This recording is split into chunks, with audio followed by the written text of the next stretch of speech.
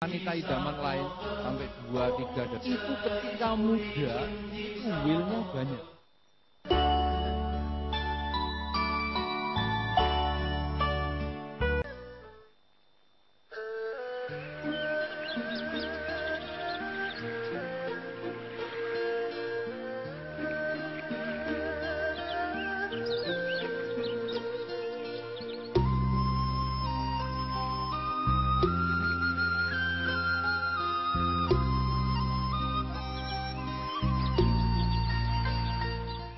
Iya, baik, kita beri tepuk tangan untuk tambahan. Luar biasa ya. Makanya saudara sekalian tidak rugi kita berada di sini. Dan apalagi nanti jangan lupa di akhir acara masih ada door prize katanya. Mana door prize-nya? Oh, di situ banyak tuh. Door prize-nya masih ada ya. Mudah-mudahan Anda akan mendapatkan berkah yang luar biasa malam ini. Nah, memang kita kagum sama Bante ini sudah lama ya. Sejak kehidupan yang lampau kita udah kagum ini ya. Enggak, kadang-kadang mungkin umat banyak yang berpikir, loh kok Bantenya tahu ya? Kadang-kadang gitu ya. Kok Bantenya ngerti gitu ya? Padahal, nah itulah karena apa? Karena umat kadang-kadang kan yang Bante tadi bilang ya, banyak yang curhat. Betul ya? Ditemani tentunya oleh temannya, curhat. Sehingga Bante kan jadi tahu masalah. Oh, kehidupan ini rupanya seperti ini toh. Kayak begini toh. Solusinya seperti ini. Nah itu, jadi sebenarnya kalau boleh jujur ya, beliau ini tanpa masuk fakultas psikologi, sudah menjadi seorang psikolog yang luar biasa. Betul nggak? Nah, tepuk tangan untuk maha guru dari psikologi ini ya, luar biasa ini. Luar biasa. Luar biasa. Saya waktu Bante memaparkan sekian banyak kok beliau ngerti gitu loh. Harusnya sudah nulis buku habis ini. Iya. Ya. Nah, yang dibilang Pak Adiwe itu benar, kalau seorang ilmuwan, memang kalau begitu setiap orang bicara, kita merujuk ke teori siapa. Nah, itu yang ini ciri-ciri orang pintar. Calon dokter, tepuk tangan dulu untuk calon dokter. Ya. Saya beritahu, Pak Paunijan itu orangnya luar biasa, memang pinter muji dia. Kenapa? Dia tahu habis malam ini saya banyak makan, dia tahu nggak? Saya soja habis ini ya. Dia bilang gini, Pak, kalau saya pujinya lebih tinggi, makannya kelasnya lebih tinggi loh ya. Jadi ini karena mujinya luar biasa, ini malam hisit. Luar biasa. Benar saudara sekalian, tentu saja kita bangga punya pembicara-pembicara Buddhis yang berkualitas. Betul ya? Berpendidikan tinggi, berpendidikan masyarakat yang luar biasa gitu, banyak gitu kan. Jadi umat yang hadir itu tidak sia-sia. Kan intinya gitu Bante ya. Baik, saya akan ke kertas dulu sebelumnya ya. Ke kertas dulu sebelum baca yang lain. Nanti mungkin jika masih ada waktu, kalau saya lihat jadwal ini kelihatan masih ada waktu ya, panitia ya. Masih ada waktu kelihatannya ya.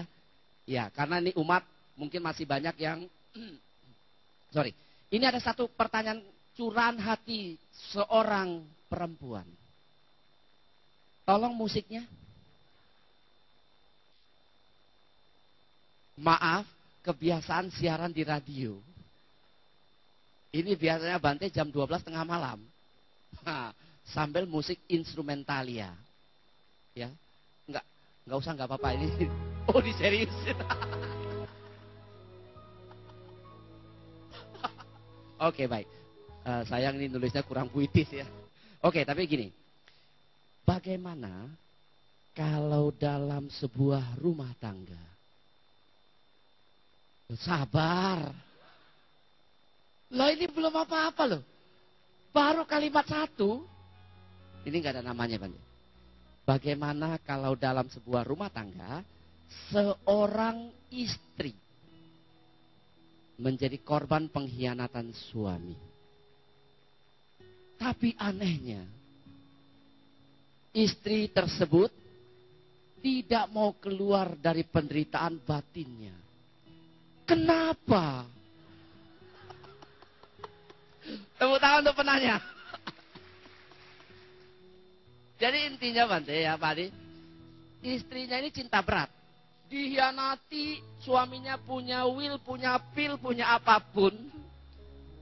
Dia tetap aja di rumah itu, penderitaan batinnya terus aja dia tanggung. Kenapa kok? Maksudnya ada istri segoblok ini gitu mungkin ya. Ini bagaimana Bante? Mungkin ini bersayap ya. Bisa dijawab dari sisi Pak Adi dulu nggak Pak? Bisa bersayap Pak Adi. Bisa dari kenapa istrinya bisa seperti itu? Apakah dia tidak punya keberanian untuk keluar karena masalah kehidupannya terancam di luar? Atau memang mindset yang dibangun anak ini dalam rumah tangga ketika dia kecil sudah demikian. Gimana Pak Adi? Kalau ditanya mengapa, tanya yang nulis. Ya kan? Jadi begini. Yang pertama kita harus lihat apakah si suami itu akhirnya punya will itu karena memang ada ketidakharmonisan dalam rumah tangga atau bagaimana. Kita harus cek dulu. Ya, kita nggak boleh nyalakan siapa-siapa. Ibu Rusmiati dengan sangat bijaksana. Ini beliau waktu bicara di Jitek itu, saya bilang, saya tidak tahu dia belajarnya dari mana. Ini orang dahsyat banget. Dia bilang gini, waktu dia masih muda, dia bilang, suaminya ini seorang dokter tentara. Ya, Pak Supanji ini adalah seorang dokter tentara. Dia bilang kalau dia di Magelang, kalau suami saya tugasnya itu ke Jakarta, terus saya mulai mikir yang negatif. Jangan-jangan suami saya selingkuh. Jangan-jangan suami saya selingkuh. Maka ini ucapannya dia loh. Vibrasi pikiran saya itu akan mempengaruhi orang-orang di sekitar saya, mempengaruhi orang-orang di sekitar sana lagi, dan nanti nyampe ke suami saya. Dan suami saya selingkuh. Ini yang paling berdosa dan cilaka itu saya, dia bilang. Karena saya yang memulai semua riak ini. Ibarat melempar batu ke sebuah kolam, saya yang melempar batunya. Akibatnya riaknya jalan. Jadi kalau sampai itu terjadi, yang salah itu saya. Nah sekarang kita lihat, apakah memang si suami ini karena memang hobinya selingkuh, atau ada ketidakharmonisan, atau apa. Nah selingkuhnya pun dia lihat. Banyak faktor. Apabila ini terjadi, kita harus lihat. Suami bisa nggak menyadari ini dan dia kembali kepada istri. Istri sendiri bisa nggak memaafkan suami. Nah apabila sama-sama ini mau, maka kita bisa minta bantuan entah siapa yang untuk membantu bisa mengakurkan kembali. Tentu saja ini ada satu luka yang ini hati sudah terluka. Ini harus kita sembuhkan. Dan itu ada teknik, tidak sulit untuk melakukan itu. Ya intinya adalah si suami mau menyadari dan istri mau memaafkan dan menerima kembali. Ya. Nah, kalau dia tidak mau keluar dari kondisi, misalkan dia sudah jadi istri yang baik segala macam, begini, biasanya terjadinya perselingkuhan itu lebih karena apa? Komunikasinya nggak jalan.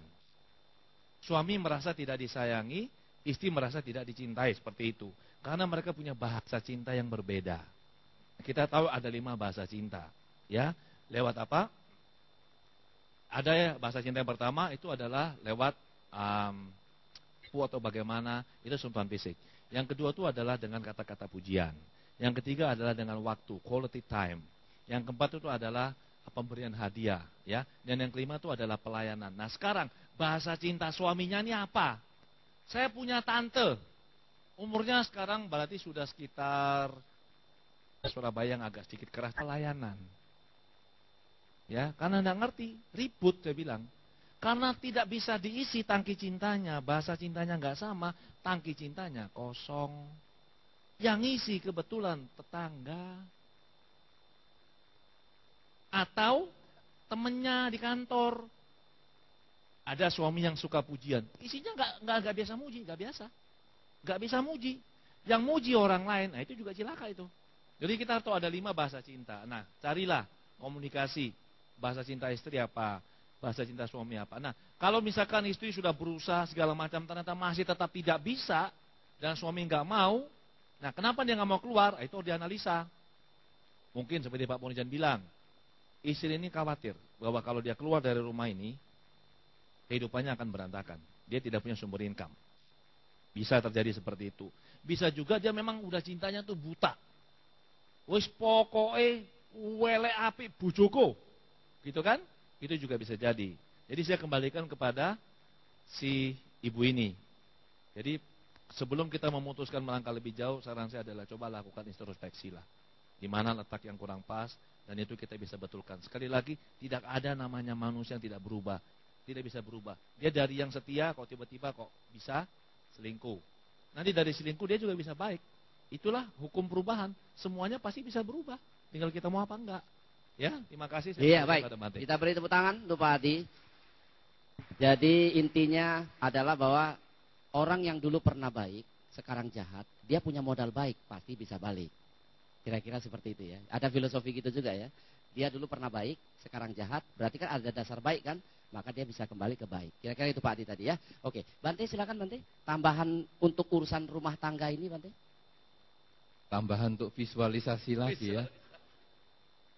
Wah, malam ini mestinya kan pondasi keluarga. Saya terus bervisualisasi terus ini. Ya. Memang seperti yang Pak Adi sampaikan tadi, bahwa sebetulnya yang tahu persis adalah sang wanita itu sendiri, si pelaku. Karena kalau kita ditanya, kemungkinannya bermacam-macam dan belum tentu mewakili apa yang dialami oleh si pelaku sendiri. Memang kalau kita melihat pasangan hidup seperti itu, sebetulnya ini bukan hanya berlaku pada wanita ya, pria juga ada. Pria yang dalam bahasa kasarnya itu agak nunut urip. Nunut urip. Artinya pria yang cuma menggantungkan fasilitas istri. Nah, itu dimaki, diludahi di depan umum juga diem. Takut income-nya hilang. Itu juga ada itu. Itu pria nunut urip itu juga begitu. Jadi kelihatannya pakai mobil mewah. Tapi semua orang tahu, ya itu punya istrinya. Yang pintar kerja istri. Nah itu juga ada. Jadi sebetulnya kasus-kasus seperti itu pria dan wanita sama saja. Jadi intinya adalah kenapa seseorang itu di dalam kondisi yang penderitaan kok tidak mau meninggalkan suasana atau lingkungan itu. Saudara-saudara, banyak hal yang membuat seseorang itu memutuskan sesuatu. Kadang-kadang orang itu mempunyai satu komitmen. Saya dulu memilih dia sebagai pasangan hidup. Saya sudah memperjuangkan, orang tua saya tidak boleh. Sekarang kalau saya tinggalkan gelanggang ini, maka saya malu sama orang tua. Daripada saya malu, biar habis badan saya tidak apa-apa, saya hadapi terus. Itu juga bisa. Jadi membelain gengsinya itu sampai habis-habisan kurus kering bisa. Tapi ada yang lebih bagus yang disebut dengan punya cinta. Cinta itu sebetulnya adalah memberi. Cinta bukan menuntut. Oleh karena itu saudara, ketika si A mencintai si B, maka yang dia harapkan adalah si B bahagia. Hanya itu. Bahagianya modal apa? Itu urusannya dia. Sehingga ketika pasangan ini, entah si pria atau si wanita ini mencintai pasangannya, apakah kamu punya pasangan hidup lain ataukah kamu menyia-nyiakan saya? Yang penting aku cinta kamu. Kalau memang itu kebahagiaanmu, aku jalani. Saudara-saudara, cinta yang penuh pengorbanan ini kadang buahnya manis. Dalam banyak kasus yang saya temui sebagai pengamat rumah tangga, ya saya hanya pengamat saja, pemerhati, bukan praktisi. Saya sering melihat kebanyakan ini laki-laki ini yang melakukan.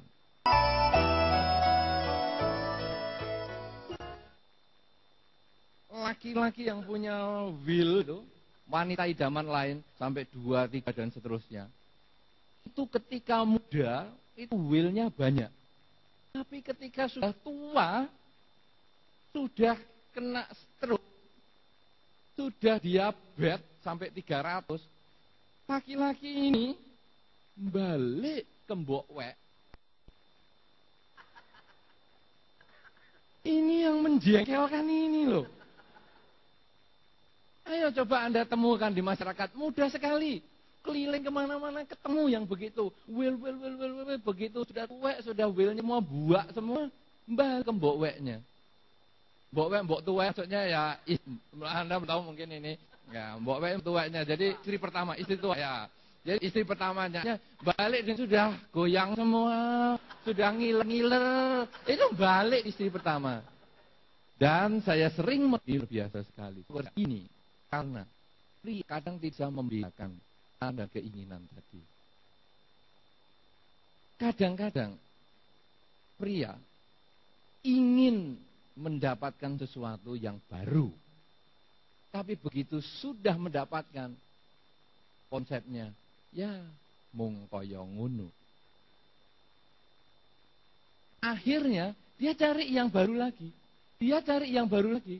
Dia cari yang baru lagi. Keinginannya yang dimunculkan, bukan kebutuhannya. Kenapa? Karena kebutuhannya ternyata tetap kepada istri yang pertama. Makanya ada peribahasa Jawa yang sangat luar biasa. Teklek kecemplung kalen. Timbang golek anggur balen.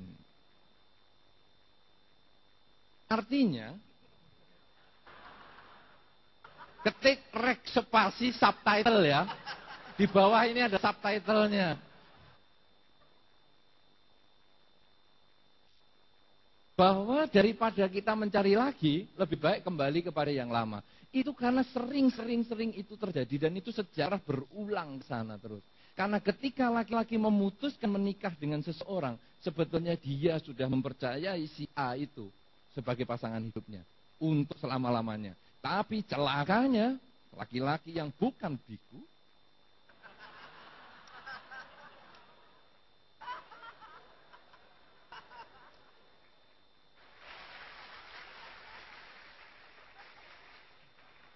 karena dari tadi saya disinggung kalau tidak jadi biku mereka kehilangan pekerjaan. Ya saya hajar dulu toh, saya jadi biku nih manfaatnya itu. Nah, saudara-saudara, ketika di dalam rumah tangga yang saya perhatikan, bukan yang saya praktekkan, itu keinginan mencari sesuatu yang baru, itu luar biasa. Makanya kalau laki-laki masih muda, pacaran luar biasa. Bisa ganti-ganti cepat. Kenapa? Karena semangat untuk mendapatkan itu jauh lebih kuat daripada rasa setelah mendapat. Wah, jadi kalau kita belum dapat, waduh. Itu sama, pria dan wanita sebetulnya sama. Kalau ketemu orang yang cuek, wah dikejar nggak dapat itu, waduh penasarannya luar biasa. Serbu, hajar, sikat. Tapi begitu wes itu, ya mong kaya ngono. Ya cuman begituan aja.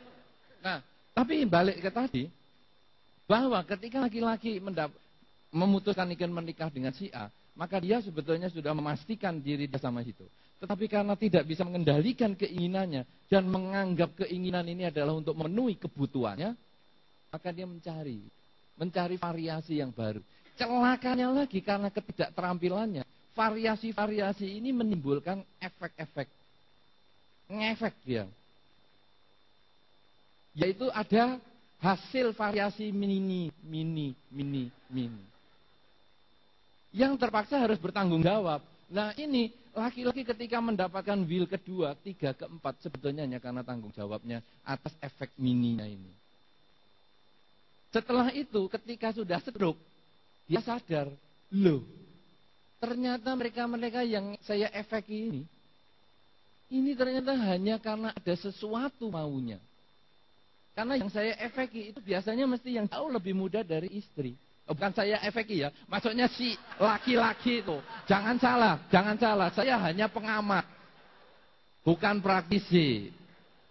Jadi si laki-laki ini lalu merenungkan, orang yang saya efeki ini semuanya jauh lebih muda. Kenapa yang muda mau sama yang tua? Ini mesti ada sesuatu yang mengefek yang lain. Oh, mereka itu hanya karena kebutuhan, bukan karena cinta. Kalau begitu yang cinta aku itu sebetulnya adalah mbok wekku. Karena dia mau aku sebagaimana adanya. Ketika aku belum mampu apapun, dia sudah menerima aku sebagaimana adanya. Dan dia mau berjuang dengan keras untuk membina rumah tangganya. Nah kalau sudah begitu, akhirnya dengan goyang-goyang, dituntun kursi roda, sudah ngiler, dikasih tadah iler yang banyak. Kemudian dia pulang ke mbok weknya. Dan mbok weknya menerima sebagaimana adanya. Saudara-saudara, kasus-kasus seperti ini apa? Karena istri itu sebetulnya kadang-kadang karena pengabdian dan cintanya itu. Wanita juga ada 3 hal. Wanita yang diceritakan begitu, itu juga wanita yang tidak banyak. Jadi sudah disia-siakan, kemudian masih mau, itu tidak banyak. Karena di dalam survei ataupun di dalam kenyataan sekarang, kasus perceraian itu sekarang tuntutan dari pihak wanita cukup banyak. Ya, jadi sudah ada surveinya juga. Jadi itu adalah kasus-kasus yang luar biasa. Jadi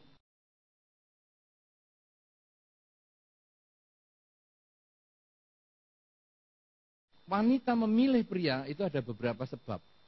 Berdasarkan pengamatan. Jelas bukan kebutuhan. Kebutuhan status, kebutuhan ekonomi itu problem yang